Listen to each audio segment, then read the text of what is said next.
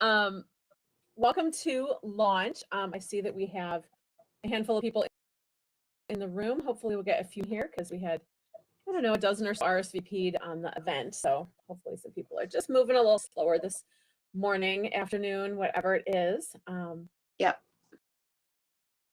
But yeah, this is, so hopefully all of you that are here, brand new agents and dealing with transferring onto our new site, started already there. But it's been lots of fun for us, for agents who are moving from our previous CRM to our new CRM. It's been a little challenging, a little crazy. It's okay. So better. StreamYard did some updates.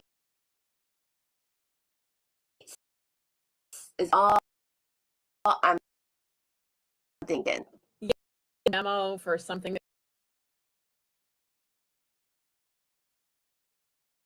we can use. I don't want to use. Yeah. I'm comfortable where we are. Anyway, welcome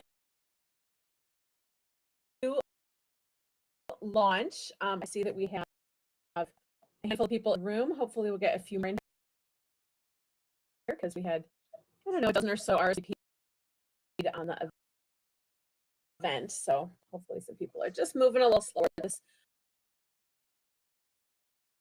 morning, afternoon, whatever it is. Yep. But yeah, this has been a week. So hopefully all of you that are here, brand new agents, and you're not dealing with transferring to our new site. You just started already there. But it's been lots of fun for us, for agents who are moving from previous CRM to our new CRM. It's been a little challenging, a little crazy. It's okay. So, yeah, Vicky's a new agent.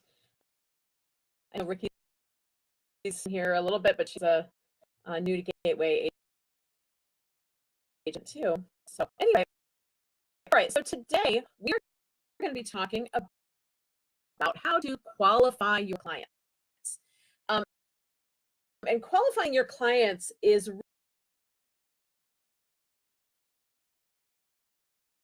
asking all the right questions, figure out what they want out of their vacation that you're going to then plan and quote for them. So the more questions you ask and the better questions you ask, the easier it's going to be for you to match the client to the right travel experience. Yes. And I will say that early on in my time as an agent, I didn't really understand very well. And so I just like threw stuff at the wall and hoped it was something they liked. And I found myself working harder, not smarter, and doing lots of quotes, trying to like, ping pong back and forth until I hit the one that fit them. And I could have been there a whole lot faster had I qualified them well from the beginning. So super excited to share this information with you guys today. As always, have questions about the material as we're going through it, please feel free to chime in the comments. We'll try to answer them in a moment so they seem relevant. And then, of course, we'll have time a conversation about this material or anything else you want to chat about. So why would you want to qualify your clients? First of all, customization. You want to tailor those experiences to your client, knowing that they are a different person than a different client you might have, or anybody else who might be going to that destination. Client satisfaction. You want to make sure the clients are happy with their travel plans, which is going to lead to them a repeat client and come back to you trip after trip. Also, happy with the planning process. The more efficient and clear you are from the beginning, the happier your client's going to be. And then, of course, efficiency for you. Save time by focus on the options that align with your client preferences. And that way you're not doing what I did in the beginning, which is, have to generate 8 or 10 quotes to get to the one that's right. Hopefully you can nail it from the beginning. The things we're going to ask our clients about are their travel. Why are they traveling? Is it a family vacation? Are they going to see some specific place in the world that they've always wanted to see? Is it a business trip? Those type of things will help you to determine what you're doing with their vacation plans, their preferences. Do they like beach or mountain or cruising or all-inclusive resorts or balcony rooms versus interior rooms or beachfront versus garden? All those things, are they active or do they just want to go to the beach and read a book? Those type of things are going to help you too pick out the right properties. Who is traveling? Is it families? Is it older couple? Is it a solo traveler? Do they have special needs for launching or special for their dietary needs? Need to be near, does there need to be a medical facility? Something for your client on site. Those are the type of questions. Logistic. When do they want to go? How long do they want to go? What kind of transportation are you going to be responsible for booking for that? And then, of course, the budget, defining the budget for the trip. And we're going to talk about budget a little bit further. There's definitely different schools of thought on whether you get a hard number from them or you start to present first and then talk about numbers. We'll talk about that. I'll get there. So during that initial consultation, you're going to open the conversation. You're going to build a rapport with that person. I prefer to do by phone or in person so that we can hear each other's voices and they can get to know me and I can be funny and engaging in a way that makes them want to work with me. So making sure that you have established that relationship right from the beginning is really important. Take notes or you template if that's easier for you. The more information you can gather, the better. The basic information you're going to want to get is their travel dates, when and how long, the number of guests, the destination preferences, and then travel purpose. So those basic points, and then we're going to dig deeper. I love talking to new clients. I love that first conversation. It's always really exciting. So there's a couple ways that you can take that information. You can use a form. Lots of agents do that. They send it to the client, and sends it back.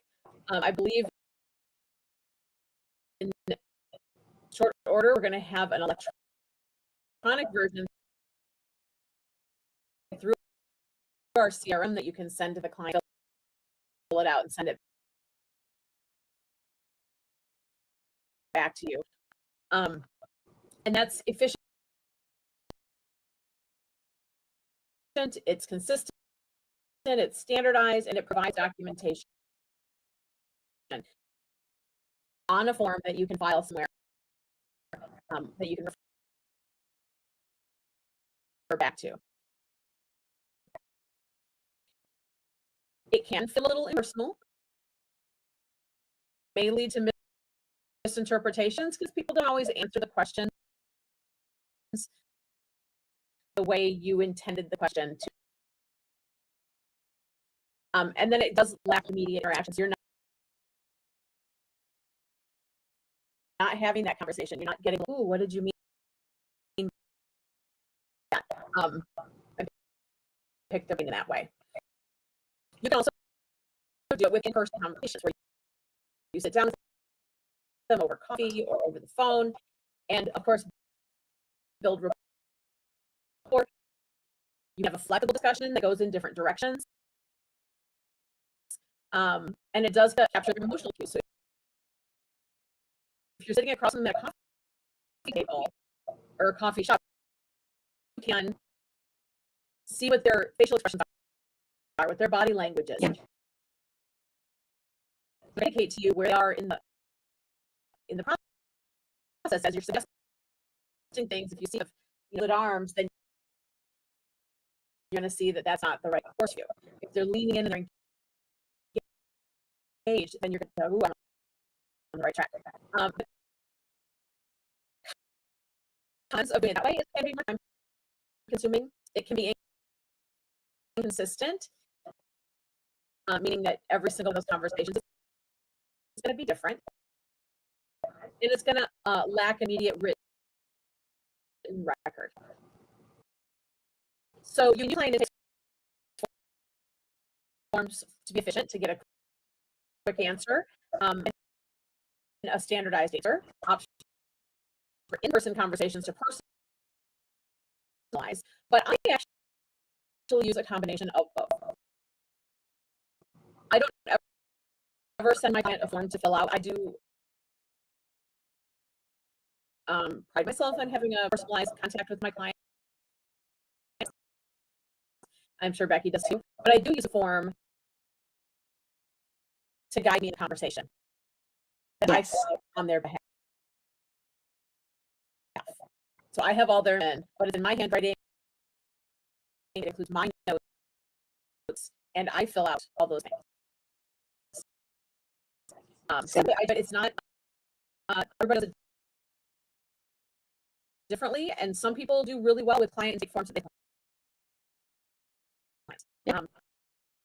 It's a personal choice, and the way you run your business is going to be different than the way I business. And I know Becky has different forms for different circumstances. I don't do that, but I do love that you do that. Can you explain a little bit about that? Yeah, so basically, with cruise clients, I have one intake form, and my theme park clients, I have one intake form, and then I have a general. But with especially the theme park ones, it gives me a little idea. Are they wanting to just split stay? Are they wanting certain tickets, like park hoppers? It just guides me along the conversation on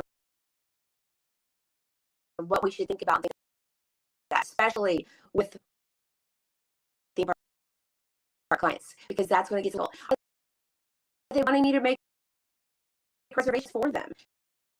I like having all the information when we first talk. I do not send my clients that form. I fill it out while I'm talking to them. It's the guide for me because I need that information. And then I know what it means when I write it down. Yes. I to try to interpret what the client said. I wrote it down, so I should have a sense of what that means. Yep, love The things that we talk about when I talk to my clients is things about lifestyle and interests. So what do they do in their free time when they're here, when they're in the community and stuff like that? Do things that they do here, things that they may want to do on vacation. Some clients that are bird watchers, a little bird watching club in my town, and they're really excited in Yellowstone when they go on their vacation. And so we did a little bit of research to make sure that they know what they can see and do. They've done tons of research, but it's definitely something you can incorporate their personal hobbies. And do they a relaxing trip, an adventure trip, a cultural trip, or a mix? It really will depend on the cruise line you recommend, or the resort you recommend, or the destinations or the destination types in Europe, around the world. What is their preferred travel style? Are they luxury travelers? Do they want really nice accommodations? Are they budget friendly, or are they something in between? I have clients, the ones that are going to Yellowstone, that's a pretty active trip. They want top tier hotels. That's what they're saying. It's going to be a great trip for them. I have other clients that love interior cruise ships. They want the deepest cruise they can get, but they'll spend on activities, on drink packages, on things that are like the enhancers, but they don't care where they sleep. So understanding what the client's going to want really does make a difference. And then preferred travel style. Are they on their own people? Are they independent? They want to like charge tours, or do they want to be part of a group tour? Do they want to follow a set schedule, or do they want to freedom to do what they want? So understanding those elements definitely lend themselves to altering the way you plan a trip. Yeah. The other thing is accommodation preferences.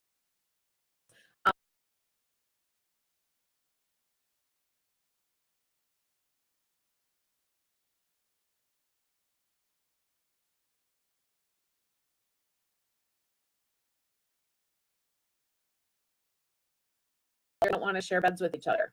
I definitely have that right now. Clients leaving for Costa Rica, and they have a 21-year-old son, a 16-year-old son, and the dad's like, we'll be leaving one of them in Costa Rica if they have to share a bed. So make sure we have separate rooms. So, okay, cool. I feel that. Do they have accessibility needs? Does anyone in their family have issues? Some resorts don't have elevators for their upper floors. So you need to know they need to be on the ground floor. Do they need to be in a space that is accessible, and discuss what those accessibility are?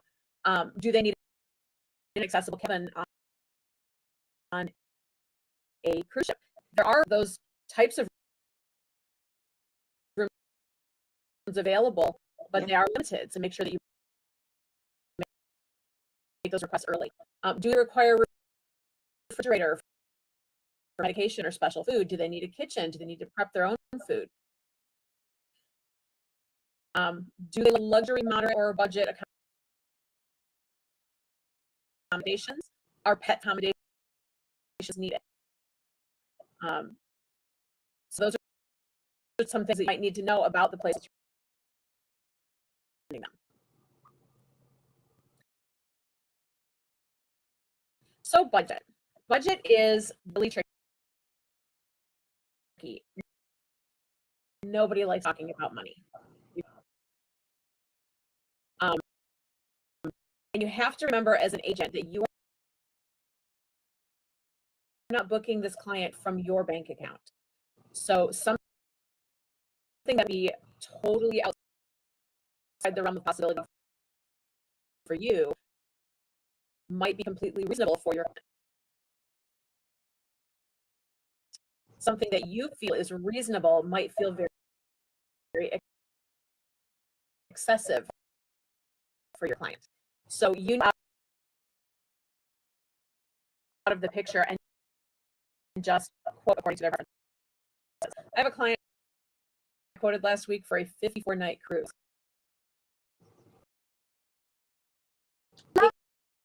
It came in between $35,000 and $50,000. I have a daughter in college. That's a year, 2 years of tuition. Yeah. But it's not my bank account, so I can just quote it and sell it. So there are two schools of thought on you ask about money up front or if you don't. Some agents take that wish list of what the client wants and they develop the quote first and let them see the number. That was actually, I know I saw your face there, Becky. That was the theory of the of booking sandals. Wow. Client was looking for a honeymoon, or and sandals is definitely up there for price. Give them what they want first and let them lower the dollar amount.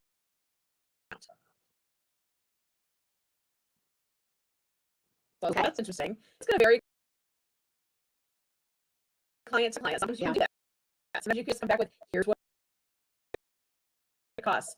I didn't have any idea going into this 54-night cruise. He done all the research, so he knew what that was going to cost. That number to me was like, wow, that's a big number. And I didn't ask what his budget was. Yep. But sometimes you can. Sometimes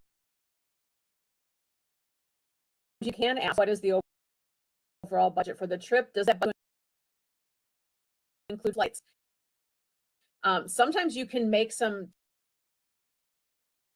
beginning because people really don't understand what costs, especially if they haven't traveled in a while. Somebody posted on Facebook group, I think it was a couple weeks ago.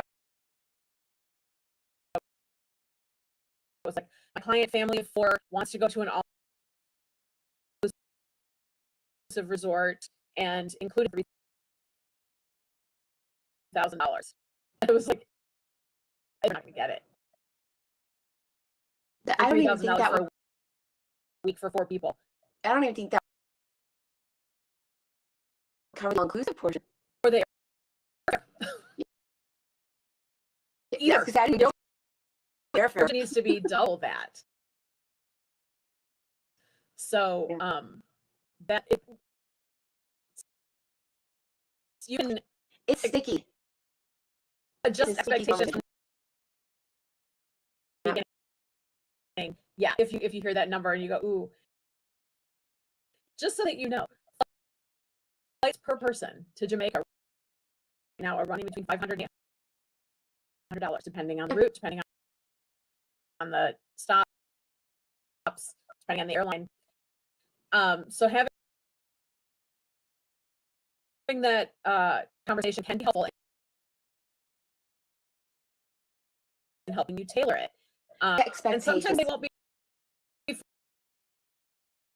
forthcoming. Sometimes they'll give you a number, but the real number is a little bit higher. Yes. They give you, we wish it would come in at 5,000. I really have up to 7 to make it work. They're not going to tell you that. So don't let the budget be the ceiling of what you quote, because if you No. can't get what they want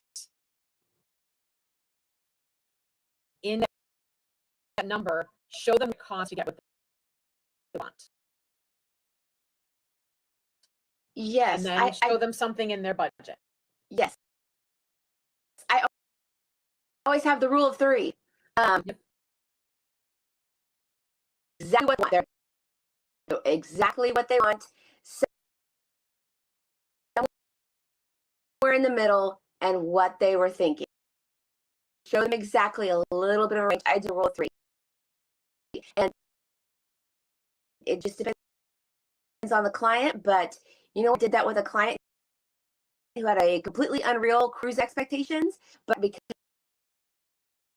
I showed her what she should do with that, what exactly she wanted, and somewhere in the middle, I was surprised she went with exactly what she wanted. They moved their budget by over $1,000. So yay! Right. Yep. So in addition to asking about lights are going to be in that budget, also asking, are there areas where they prefer to save or preferred? Like my client who likes the interior rooms, they will take a cheaper room in a less desirable location on this trip on the ship, because we're gonna do some great excursions. We're gonna do the full top of the line. We're gonna do specialty dining. So we're gonna spend those things and maybe not spend on the room. Same thing for clients. Sometimes they'll take the value resort, they'll do a VIP tour. Yeah. So it's really people have different expectations for vacations and different things that are important. Sometimes they'll spend for the top of the line room, but they won't spend extra on specialty dining. Like they want a mini suite or a suite, but they're just going to eat in the main dining room. So everybody is different. You got to ask those questions. For payment preferences, are they interested in financing options, or do they prefer to pay up front? I really don't offer financing options unless they ask specifically, because I don't think anybody should be, taking out a loan to go on vacation. That's just not smart, but that's not my problem. But I ask about it. Some suppliers do have access to financing options. And usually as you make the deposit on the vacation, and then there's a final payment that's sometime down the road, they can make as many progress payments between booking and final payment. So if they want to call you every week and go, another $500 on my room, sure, I can do that. And you just have to go into their reservation and put that money in. I have clients who literally on the first of the month, I go to make $100 payments on each of their reservations. Yep. That's just me. And then I have my Disney clients who quite literally will go to Target or Sam's, and they'll send me like the back of gift cards and say, "Hey, can you apply this?" Apply these. Yep. Yeah, for sure. That was time. I would do that than the financing option, but that's just me. And the biggest thing to remember is their wallet is not your wallet. What they will spend is not yours, and what matters to you doesn't necessarily matter to them. I like the balcony. I like to experience more of the ocean. Whereas some people just, they want that interior cabin, and they're fine. So it's your client rather than yours. So I was doing some research for this presentation a few months ago. I came across what's in travel referred to as a magic question, and I think it's fantastic. When I find it that fits your needs and budget, will you be ready to book in the next week? What that does is it distinguishes serious clients from tire kicker in a way that says, I'm doing something for you, and then so there's an expectation that on the other end you are going to book with me. We get a lot of questions from agents. I just got all these quotes and nobody's booking with me. Maybe you work on your language to put that expectation out there right at the beginning, right when you're talking about, before you even generate that quote, package that fits your needs and budget and checks all your boxes, and it's the trip you want. Will you be ready to book within the next week? And then also you can tell clients that this is a snapshot. What you're quoting is a snapshot of a moment in time, and travel is very fluid. The rooms might not be available in a week. Those prices might flight availability might change week. And I say might, it will. All those will change in a week. So understanding that travel is constantly changing. You're quoting it. There's an expectation that they're going to book with you, but in a nice way. Will you be ready to book in the next week or maybe two? If they say no, so I'm just looking for ideas right now. Yeah, maybe they're not your first priority. Maybe you deal with the person who is ready to book, and they might get it, and not today.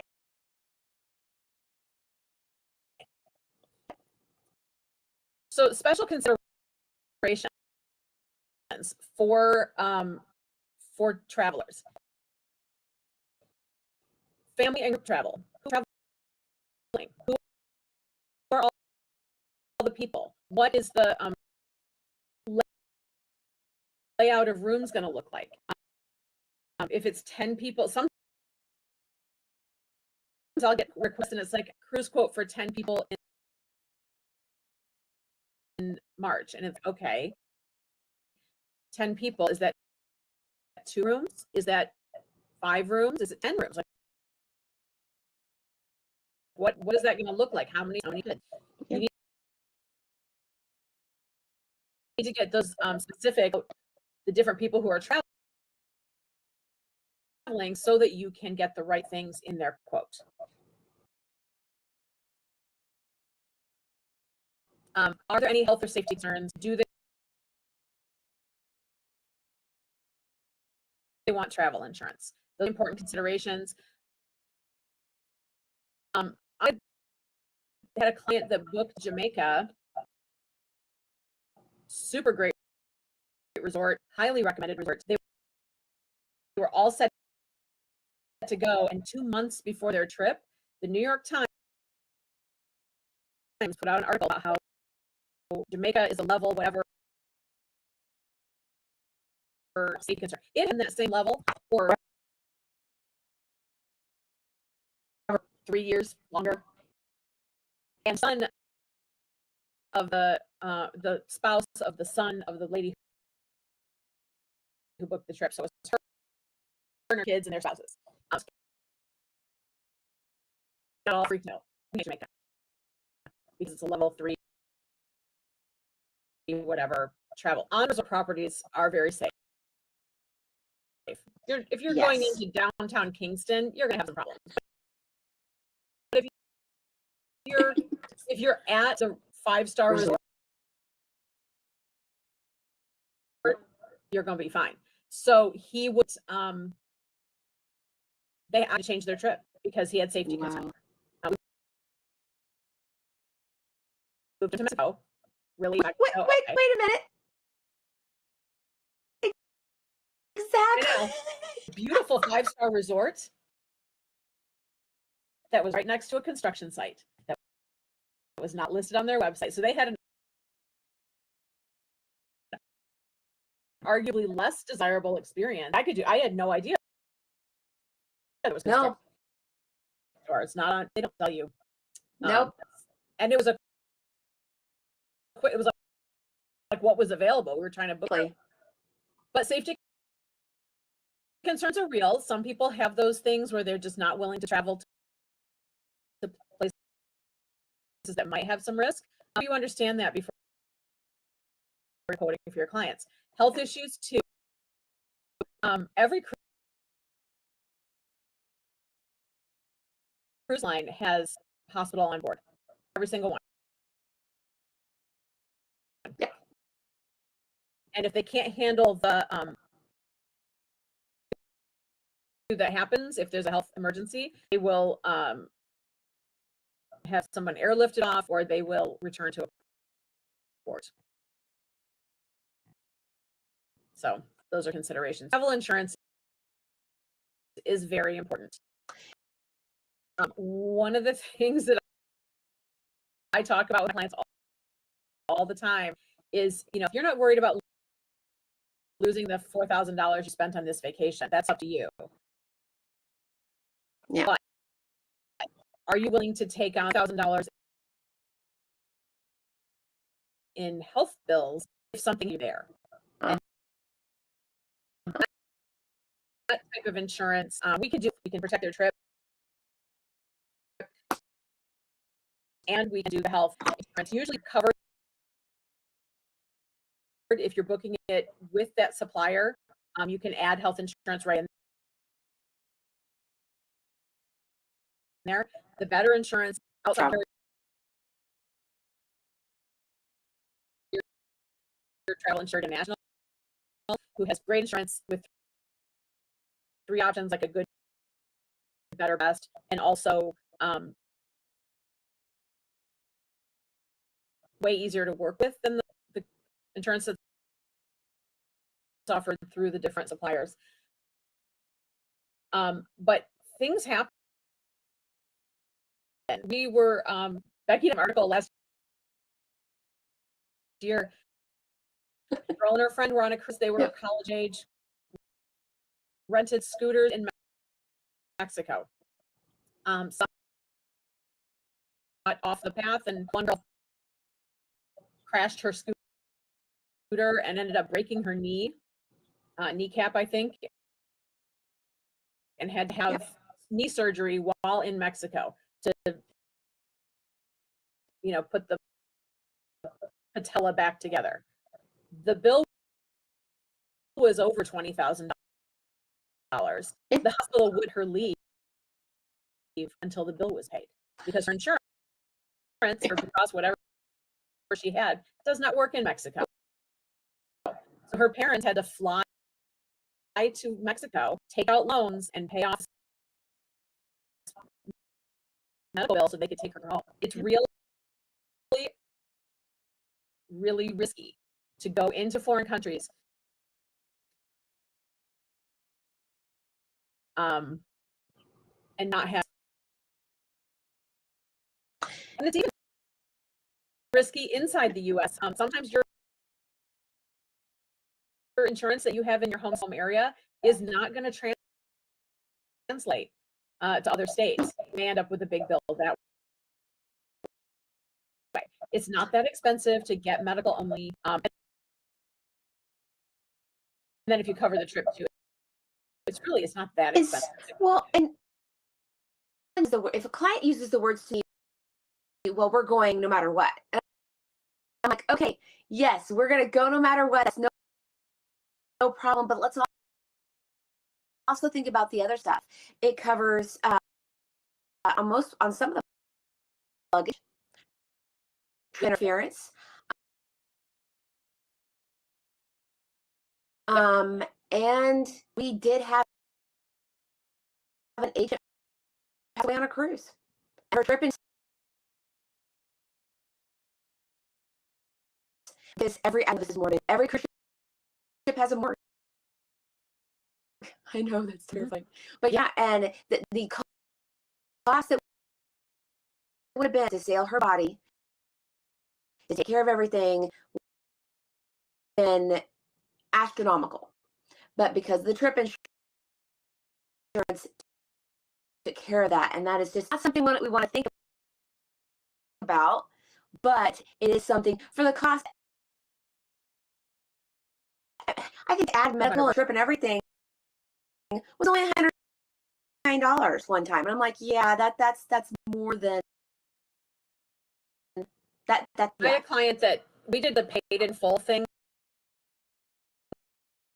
with Virgin. They were doing the discount if you paid it in full from booking time, and they bought flights on some weird airline out of Toronto because it was much cheaper. So she probably had $3,000, $3,500 in this hotel or a cruise girl, and then her mother-in-law got cancer, really like stage 4 cancer, and the husband works and travels, and there are no other husband's an only child. So basically, it was the girl that was going on a cruise that was going to need to take care of mom. Yeah. And even though it was her mother-in-law, not her, the travel insurance we purchased covered her portion of the cruise cabin and the flights, and she only paid like $140 for the travel insurance. So for $140, she got all that money back, was able to take care of mom.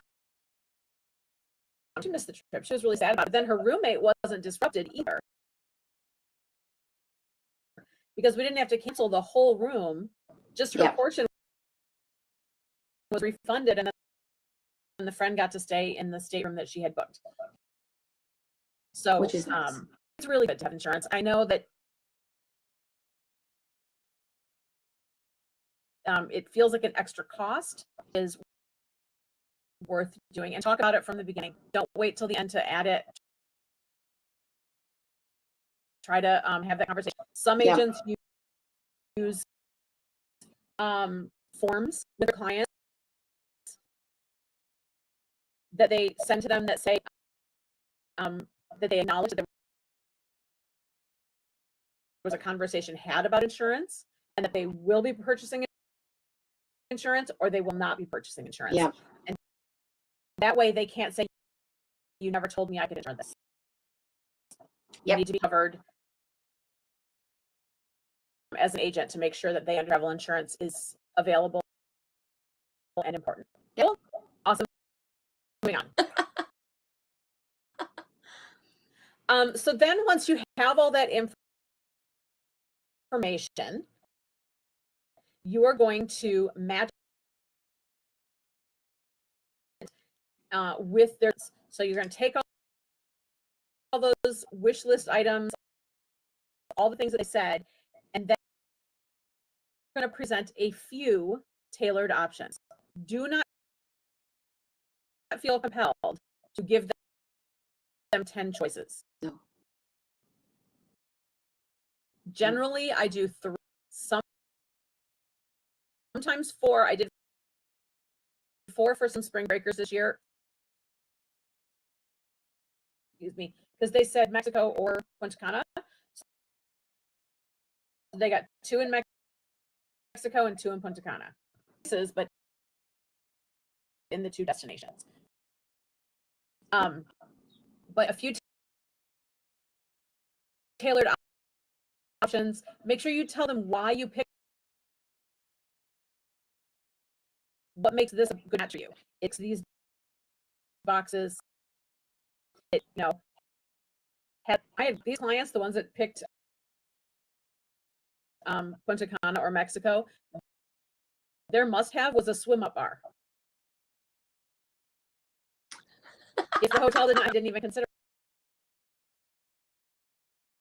it. So definitely details. And then encourage feedback. Make sure you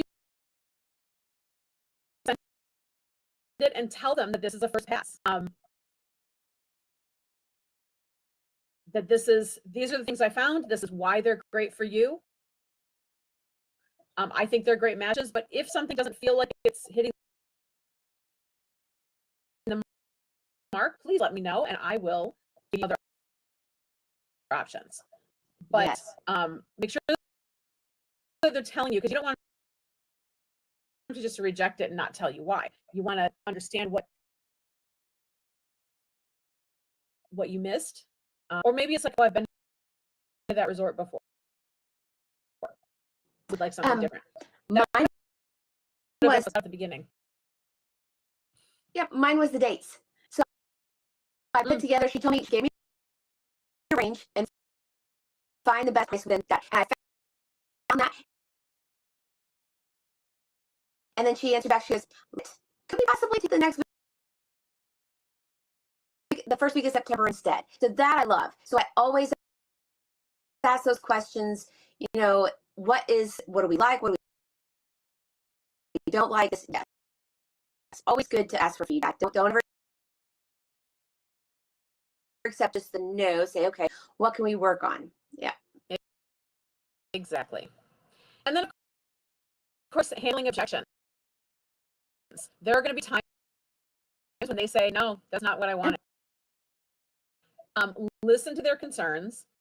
And then provide solutions, whether it is alternate dates or destinations or accommodations, pricing. If they end up saying, oh my gosh, that's way more than I thought, say, well, this hit your wish list, so let's see where we can economize. What are you willing to compromise on? And then we can, adjust. Be prepared to make adjustments with a smile on your face and offer options that better suit their needs. Don't let them go with the first. Josie, I had this week wanting a last minute spring break quote. Literally asked me 10 quotes changing from one day to next and 4 versus 3 and versus universal. I'm not sure if there's a proper way to politely not do quotes.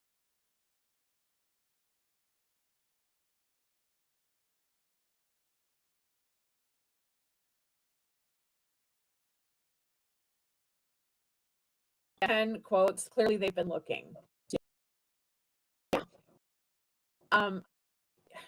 It's not your responsibility to do all of that work. And those are typically the type that you've done all the work and then you'll see on Facebook, oh, I booked my, and you're like, yeah. So I would do 3 quotes. Well, that's a hard one. That is so hard because that's a lot for not a lot of payoff too. Well, and one of the things that you can do, instead of generating like 10 different quotes, is if you're looking at a 3-day versus a 4-day ticket, whatever,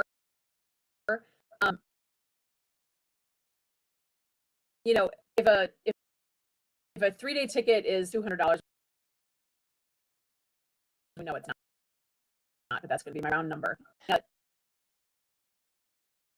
4-day ticket is $300, then just do like plus 100 to add the 4th day. Try to like minimize what you have to do. You don't want to generate quote after quote after quote. You want to minimize. So if you do it this way, with Disney and Universal, 3 and 4 days, it's going to be this. If you could, this was going to be this. That's the choice. Like it's not going to be 42 things. Also qualifying. Like if she wants different, you can eliminate a lot of the resorts. You can narrow that focus quite a bit with. Gosh, you know, I'd love everything for you, but really, what are your priorities? Especially with Disney and Universal. There are so many variables. It is Universal's my favorite upsell, though. I will tell you that having that express pass included, especially for a week like spring break, and those on your hotel to Royal Pacific, Hard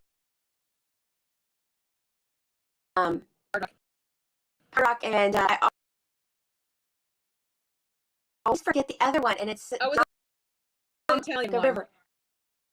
Yes, always do. Portofino. Portofino. I knew it was a P. Yep, Portofino. Yep. So at least that was designed by Steven Spielberg. It was. It's fantastic. Yeah. He and his wife lived in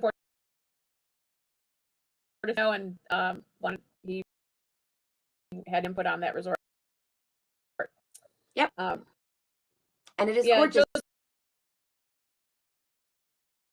I mean, just be kind and similar in pricing. To see them all. Eesh. Well, you're a good egg if you gave him all that information. Well, and he finally booked with you. With the cruise. Yay. Yes.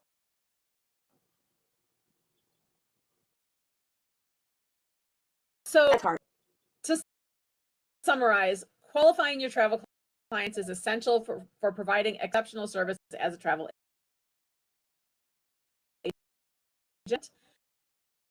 By understanding their preferences and tailor recommendations that align with their expectations. This is going to lead to higher client satisfaction, reduce the risk of miscommunication, and ensures a more efficient planning process. Additionally, qualified clients are more likely to book, increasing your conversion rates and fostering long-term relationships. So when you can do all that work on the front end, you do less work on the back end, and you're more likely to book them because you've eliminated actions by getting it right the first time. Then ultimately, thorough client qualification helps you deliver personalized experiences that build trust and loyalty. That is so true. When you can make it feel like you thought about them specifically and their needs, and it's not just some generic quote you're pulling from some site, that's when they recognize that you are special and you're doing something unique that's on their own.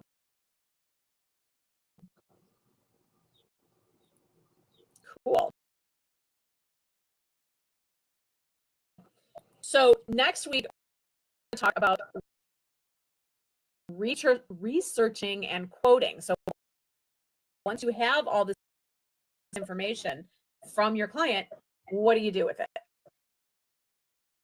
And that's the fun part.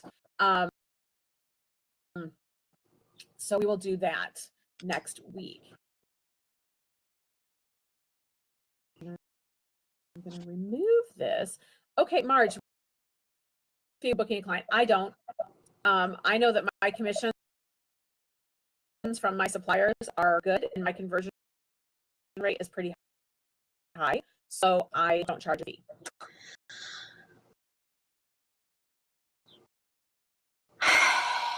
Time I charge a fee, and I'm going to be honest, or would think even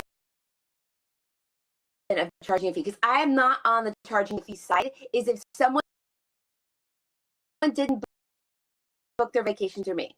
If they booked stuff on their own and said, hey, Becky, can you make our dining reservations for Disney?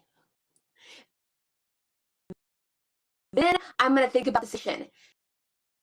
Do I with a goodwill and to earn their booking next time, which is 99.9% of the time what I'm going to choose to do. Because I just like to put goodwill out there, and I'm a big person on put that goodwill out there. But if you have someone who is going to take advantage of you, stuff like that, you might want to put the fee up. It's up to you. Fees are such a controversial topic. I don't like charging them, to be honest. I like to put that goodwill out there, but it's up to you and your business. And there's things they need to think about with fees. Yeah. Sometimes they charge a fee and count it as a towards their booking. That way it's not more cost to the travel agent, because really the selling point of using an agent is the price is the same, whether you're booking, Carnival Cruise Line directly or you're booking it, it's going to be the same price. So if it's more to book with you, you have to know what you're bringing to the table. And it's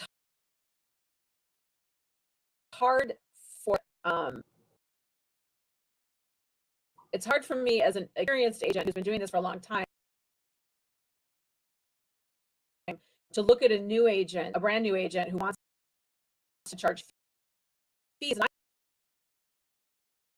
I understand wanting to get paid right away. I understand launch frustrating to know you're not going to get paid to your client travels. So your first few months are building that foundation. But what qualifications do you have? What expertise do you have that justifies charging the fee? Yep. And that's my question to a new agent. If you feel like you do have special knowledge or skills or whatever that justify charging that fee, that's something that you can consider. But with a brand new agent, I don't know.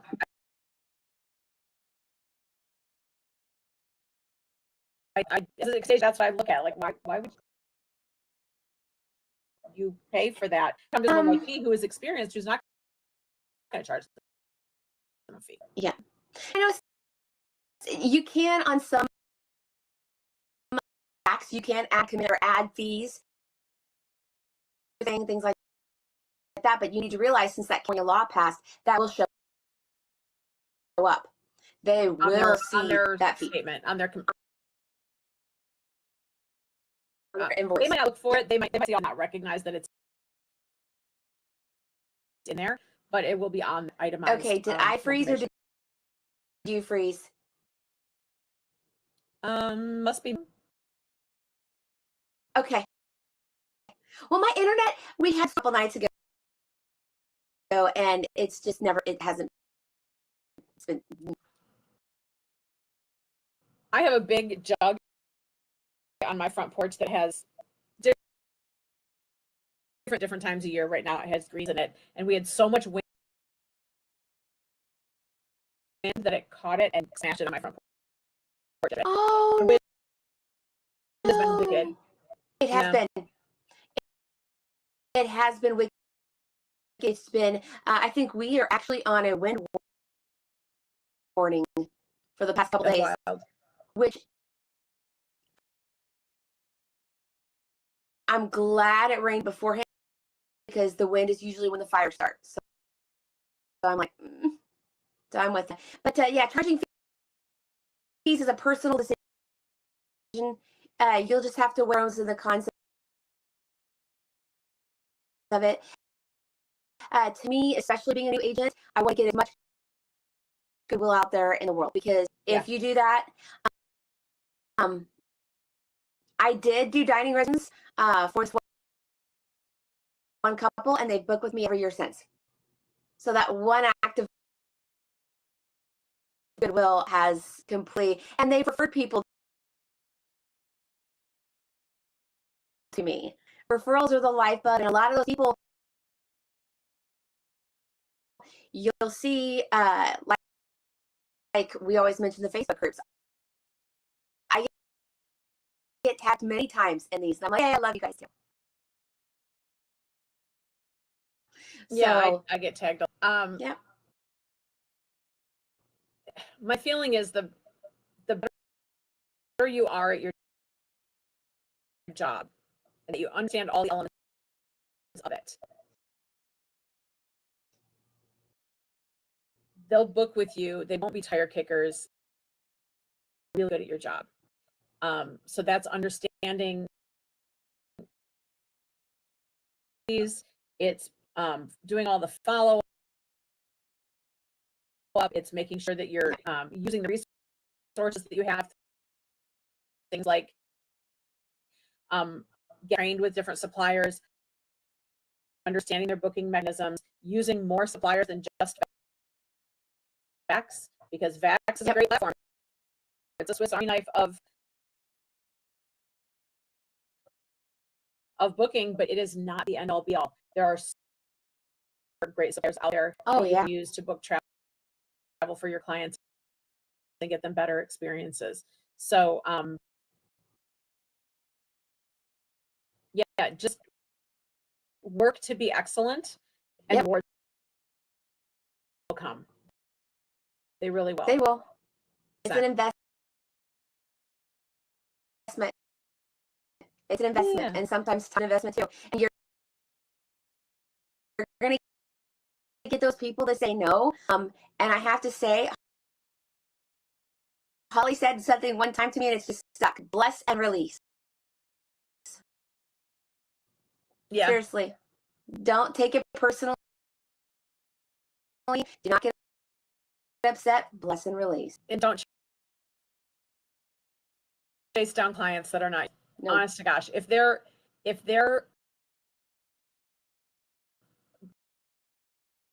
quoting against you, found this cruise, from some bulk discounter somewhere that like doesn't make the commission discount the cruise to get the booking, that is not your client. Nope. And it's okay, because they're not gonna be worth your time.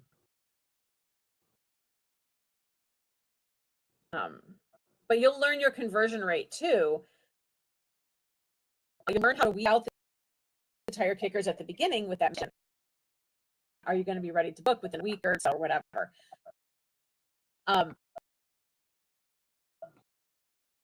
And you'll up your the better you get at the job. The more you do it, the better you get. I was booking, 2 of 5 beginning,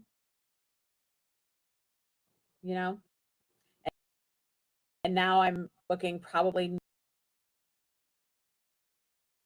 90% of what I quote. Tips for getting clients. We have a great launch on marketing. A whole hour on marketing and clients and things like that. Honestly, for me, my clients largely come from my personal circle and girls. So I'm not 2 and 3 levels out because client who gave me a referral, and that client gave me a referral, and now I'm down the daisy chain with things. It does take tilt. Most agents are not gonna put up their shingle and be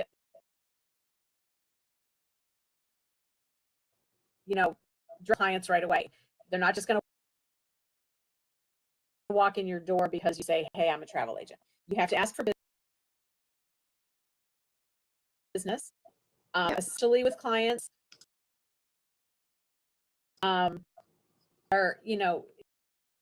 your personal group. They already know you and love you and trust you. People in your peer group, in your family, like that.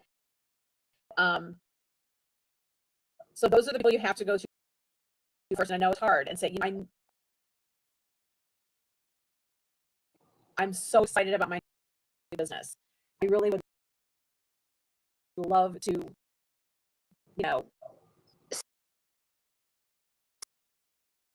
So book your next trip for you. Anybody you know, things like that. Don't be afraid to ask. I'm not afraid to ask. Number 2, take advantage of the social media start program. Seriously, take advantage of it. Use that. Put that out there, and then share it to your personal page. I have been an agent for over 10 years, and I still get from my Facebook friends sometimes, oh, I didn't know you did that. I'm like, so yes, Seriously. always keep posting, keep be active on there. Give some grace. Yes, and understand it is a marathon business. It is a marathon. It is not a sprint. I like to wear clothing that has some kind of travel inspiration, or earrings that have something, because to anybody, that's one of my lovely little things I have, and I literally will be standing in the grocery store. I got a client in my doctor's office because I wore my travel agent rock shirt. So always put yourself out there. Don't be afraid to ask for it. That magical question hold. You have to ask for the sale. You can do a different type, whatever works for you. You can change it to the language that works. I do the assumptive close. I get them the quote that they like, and I automatically send the credit card authorization form. That's me though. I know clients, and if it's a fast airline prices have stupid, and they change so fast. So I've gotten to where put the quote up there, and it comes with, if you like it, we need to book fast. Airline prices will change. And honestly, like giving yourself videos are so engaging. They're a great way to different, just posting information on your socials. Videos are engaging. Things that make them like click and do questions and surveys and things like that. Engage on a different level. Those are great. And honestly, here's my personal story. Wait, in 2019, 2018. 2018. No. 2018. Yeah. 18. And I booked things that first year. I dedicated myself to, and so I was constantly in training programs for different cruise lines, for Disney, for tour companies. I did a ton of training that year, and my monthly membership with Gateway as my tuition payment, investment. Yeah. my investment in my business. And so I booked my sister, I booked my mom, I booked my sister-in-law, I booked a friend from high school. That first year, like 3 total trips in about 7 months. And then 2019 came, and I was like, okay, I'm gonna get a little more serious here. And I started promoting and doing all the things. And I think I booked total trips that year, which was like, wow, it's not going as quickly as I'd like, but I'm seeing a little bit more momentum. I started in January and February really strong, and then COVID hit. And we all, the worst year. It was awful. But by the end of the year, when people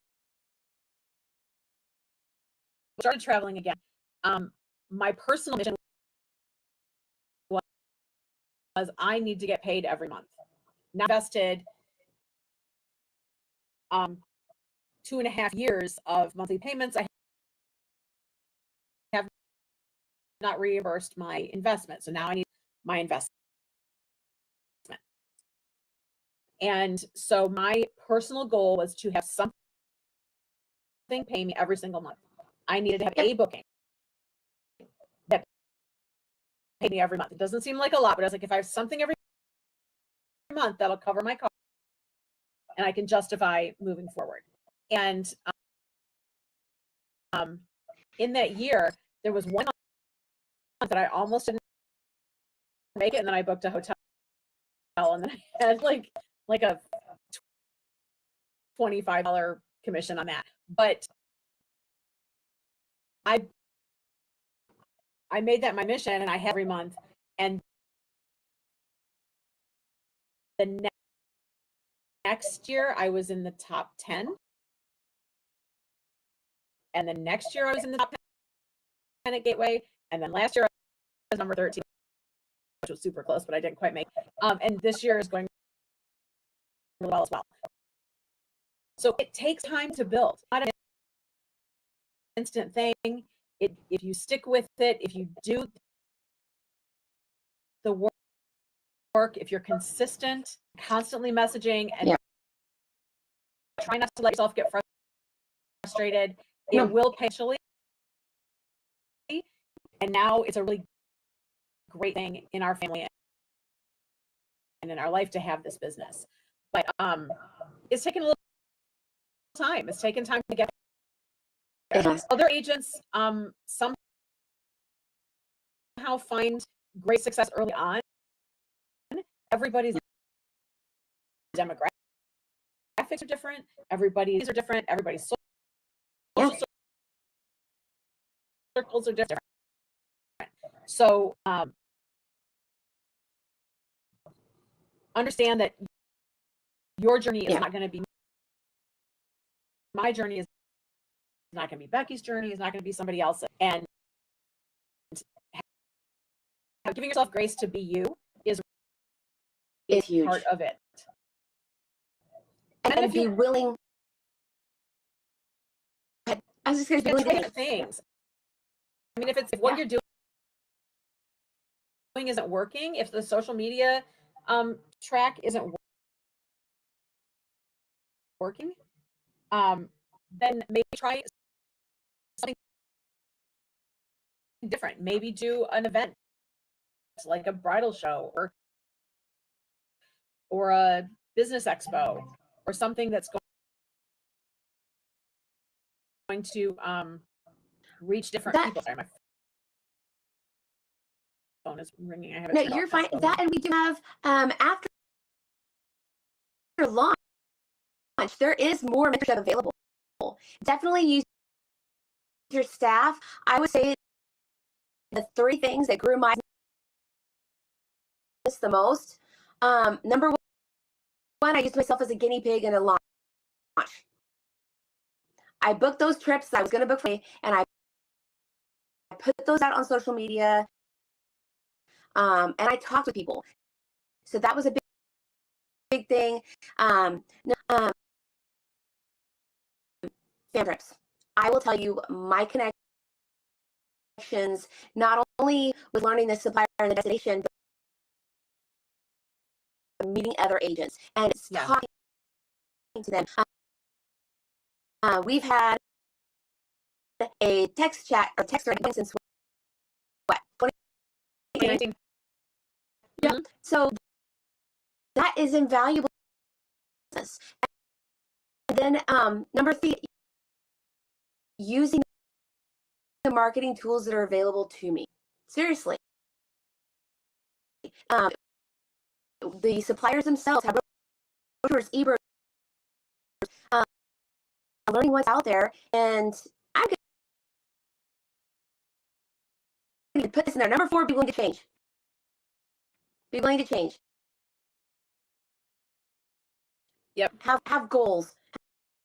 Have goals. Put that up there. Super important, guys. Super important. Launch training is great. The launch training that we do is meant to equip you with those new and essentials. The things you need to know when you're starting out to help you to build your business. Even though it's your own business and you are an individual independent travel agent, you are not alone. So this community and the staff to support you. Obviously, we won't do it for you, but we will give you the tools to do it yourself. And once you've moved out of the new agent Facebook group and made those first bookings, and you go into Elevate, which is kind of next here, they have access to Elevate training, which is another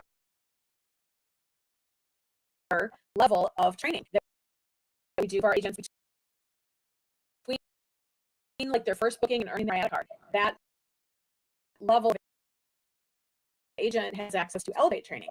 And then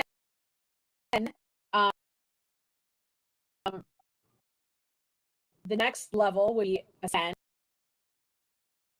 and there's specialty training there that you can do with the Gateway staff. So we are here to help you. If you want it, you have to reach out for it. And a lot of agents don't. A lot of agents struggle on their own and just, you know, well, and figure it out. Okay, so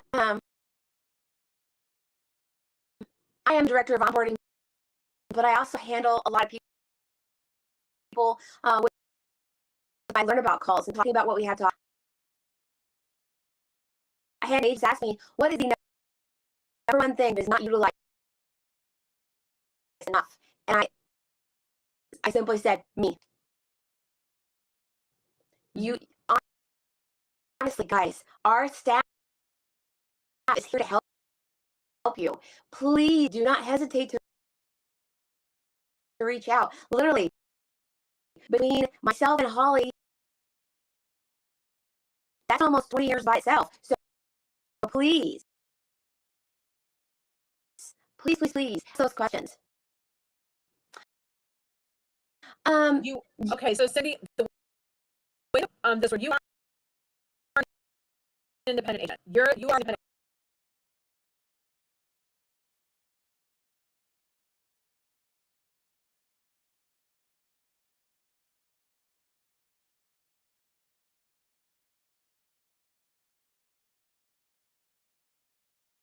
My business card, my new business card. Vision is right here, wrapped around the edge of the compass there. It says a Gateway travel partner. the logo is available to you also to download. It just needs cards. Any media that you put out marketing wise on your Facebook page, on your Instagram account, on your website, just needs to be recognized so that if something were to happen, you were needing to use our personal emissions insurance, you would be covered because you identified as a gateway agent. You do not have to have an LLC to work with us. That's a personal choice. If you want an LLC, that's limited liability corporation. Yeah. That's a personal choice. I would talk to your tax advisor and maybe a business planner and see if that makes sense for you. Yes, and see what's best, because we cannot give that advice there. It's not required. Having an LLC is not required, but it's always best to talk to an advisor, account, tax preparer, whoever, about your personal situation. It's always good to do that. Does Gateway need to be listed on anything sent via Travel Joy? Yes. That's why number one reason I incorporated the words into my logo. Yep. So it literally is Bon Voyage, a Gateway Travel partner. Gateway or partnered Travel with Gateway partner. Travel. You want to use with that, but yeah, everything. Because to me, I want to make sure I'm covered, 100% covered with the E&O insurance. With Travel Joy, it's really easy to upload logo to Travel Joy. So like literally it's in my logo. In my logo. So that way I know I'm covered. I don't have to worry about the language anymore because it's in the logo. It's better to like in more places than you need than less. Yes. It does not. We've been recently advised it does not need to be on personal, like if you have a t-shirt made or sweatshirt or bag or something, it doesn't need to be on that. But because it's already in my logo, when I send it to my embroiderer, it's already there. So never have to worry about it. I love it. So Vicki, do you need a Facebook business page or my own website? Need is a loaded word. You don't need anything. You absolutely can do all of this without social media and without it's a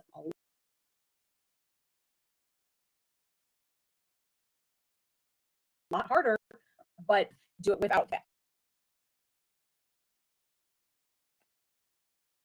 I would recommend a Facebook page.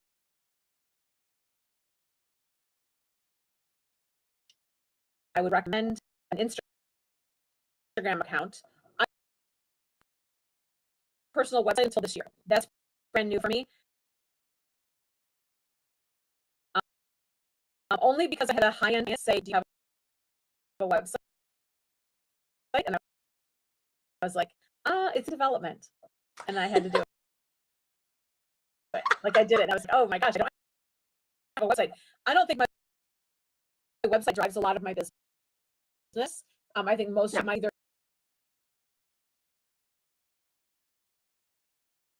comes through social media or through personal contact, but it's there to see. That would be a reason to have a website. It's free. It is free to use the Facebook and with that is Meta, so you can use them together. It's an easy way to run your social media. Website, that's a personal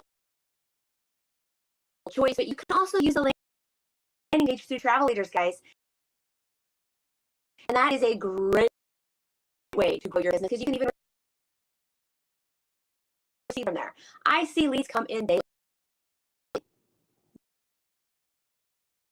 If you haven't watched yet, I don't know how new you are, but we do this this launch series. It's weeks, and you can jump anywhere. Obviously, we're in the middle now, and on 5 on week, but week 1 is getting your systems in place, and we do talk about the use of social media, the use of websites, pros and cons. So if you want to see that, it's in the events tab of the Facebook group, and then just scroll down till you find the topic on getting your systems in place. We talk all about that. And yeah, Marge, you can do your marketing through Wix. It's what I love about Gateway is one of the many reasons, but it's the freedom to do your own. So if marketing through Wix is your way to do it, great. If going to write shows is your way to do it, great. If going through your social media, great. It's whatever works for you. And what works for Holly does not necessarily work for Becky. So guys, find your own way. Find your own way. Learn from our mistakes that we'll gladly talk about, like why we haven't forms now that we follow and things like that.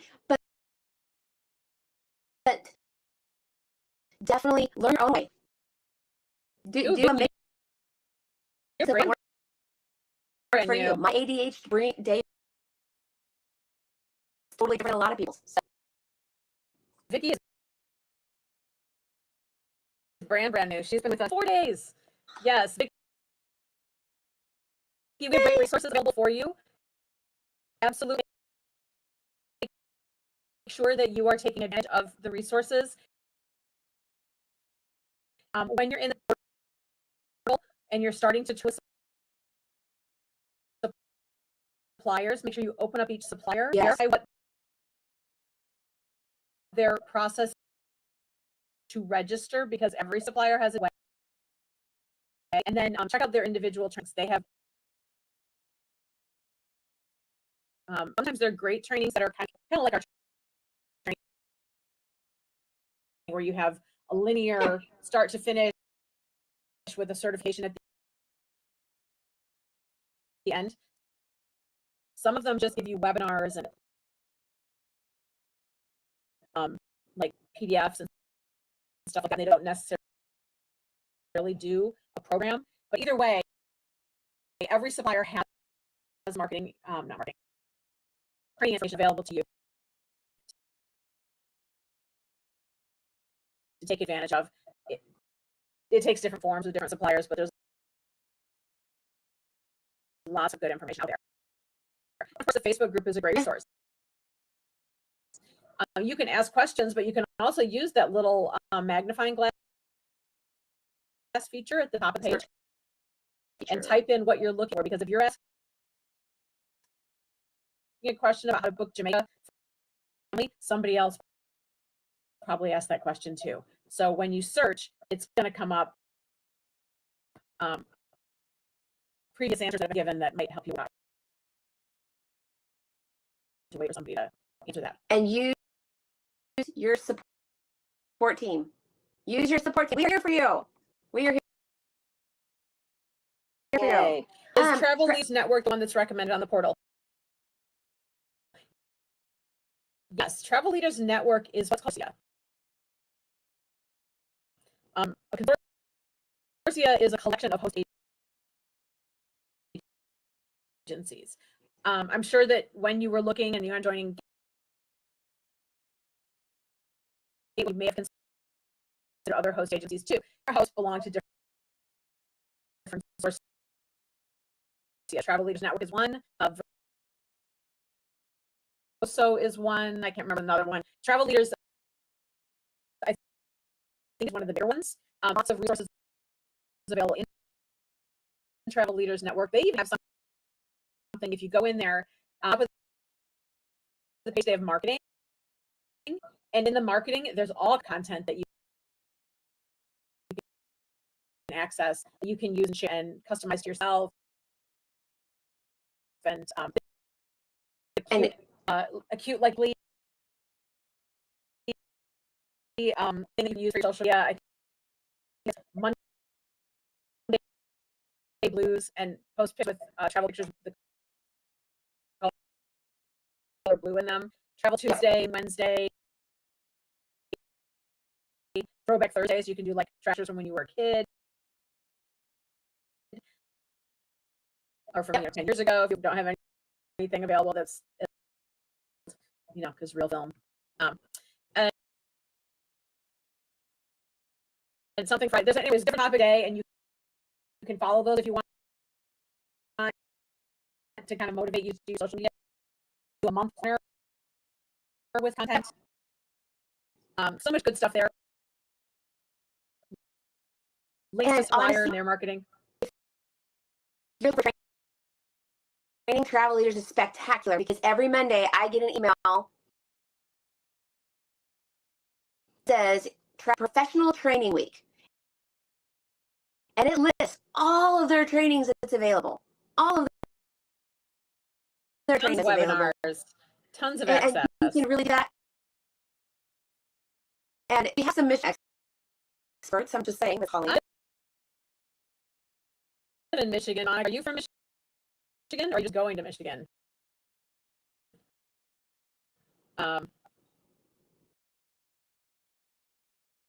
We have, Michigan has lots of great places to come. Pure Michigan.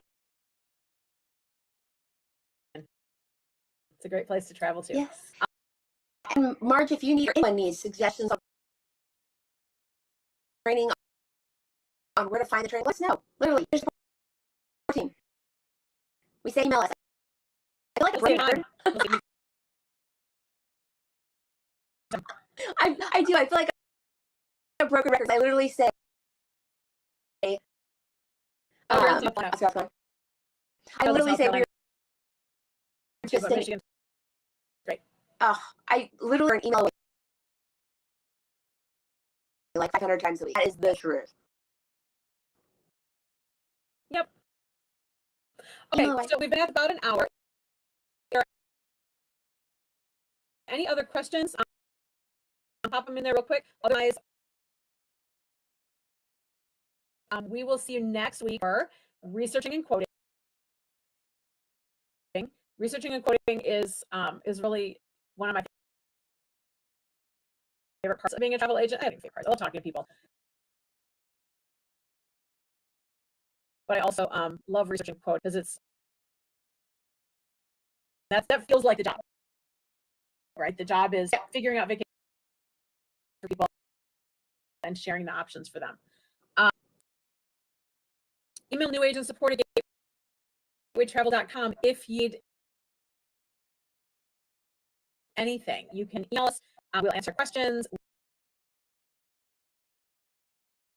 We will do your logins. That's going to be logins at gatewaytravel.com for that part. You can't find something,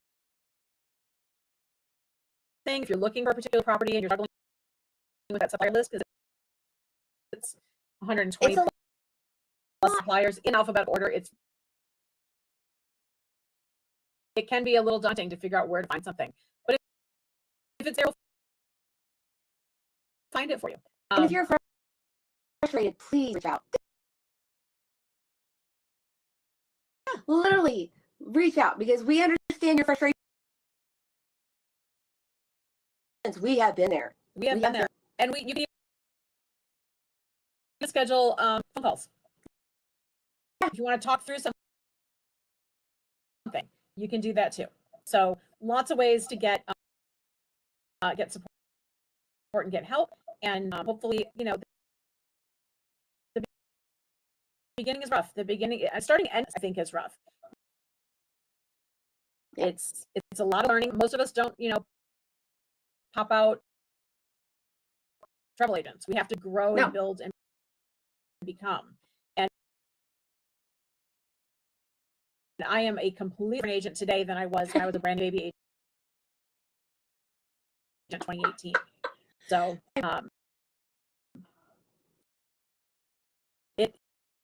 it comes with knowledge and experience and doing. And if you don't have clients coming, set up fake vacations and just practice websites. Do some fake bookings so you can understand how those mechanisms work. Book your own. Be the Book your gig. own. Yep. Exactly. Those All right, guys. anyway.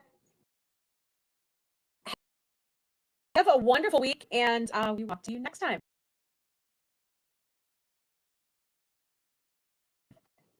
Bye, guys. Thank you. Have a wonderful week.